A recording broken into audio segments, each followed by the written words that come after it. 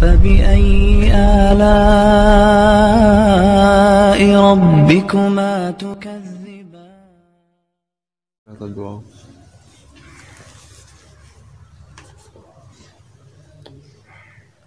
سنت فرض مونږ چې سړی نه قضا شي دا سنت به ورسره کوي او که نه. مسله دا ده چې کله فرض د هغه ټایم نه ووړي بله ورځ باندې کوي نو صرف فرض به کوي، د سنتو قضا دا نشته. یا د سړي نه ډېر مونځونه زاړه قضا شوي دي نو طریقه به د ده د مونځ د ادا کولو دا وي چې د قضا په دوران کې به دې صرف فرض کوي، سنت به نه کوي.